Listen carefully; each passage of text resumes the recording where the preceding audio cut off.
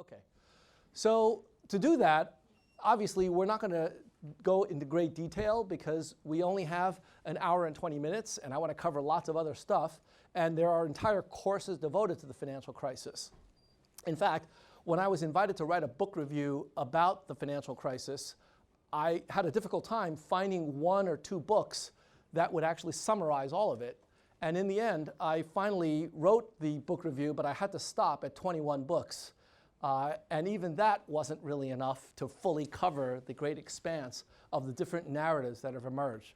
So I'm going to just summarize for you very quickly the facts about the crisis itself. And I've managed to put that down into one single slide. So some of you who've taken my other classes, you may have seen this. I apologize in advance. But for those of you who haven't, you'll find it to be a relatively brief and, I hope, useful summary about what's going on. So the financial crisis can be traced to the 1990s when a number of financial institutions, including banks, as well as mortgage companies and other institutions, engaged in a series of financial innovations that allowed them to create all sorts of financial products around mortgages and home ownership, and ultimately created a great amount of interest in US residential real estate. I'm talking not just about commercial banks, but investment banks, mortgage companies, government-sponsored enterprises, and politicians who touted the home ownership society. They created a variety of financial products that took money from investors and pumped them into US residential real estate. And with an overlay of rating agencies that blessed these securities and other insurance companies that created insurance that we'll talk about in a few minutes, they were able to attract funding from a variety of different investors. Investors that traditionally did not invest in mortgages or home mortgage lending, but they did so with these financial innovations.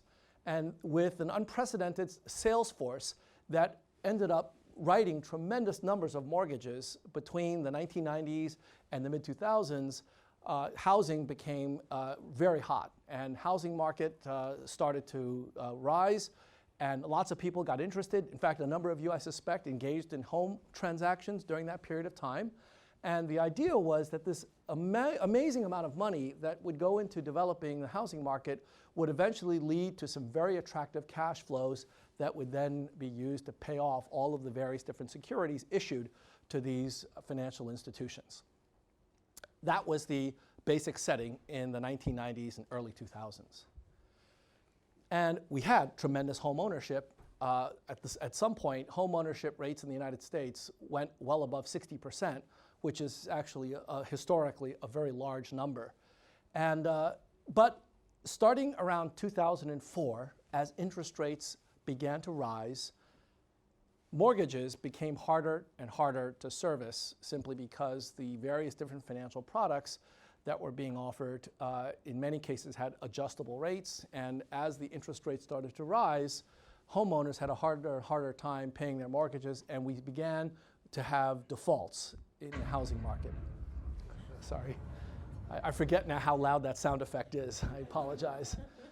And these shock waves that went through the industry caused these cash flows to stop, and the cash flows ended up destroying a number of financial institutions, and about the only financial institutions that actually ended up making any money were the hedge funds. That, in a nutshell, is the financial crisis.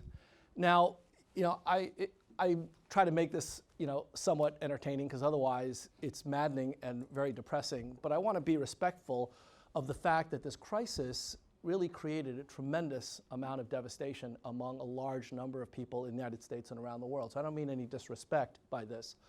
But it's an important feature to understand what the origins of this crisis were. And this is where the 21 book review comes up. There are many different narratives.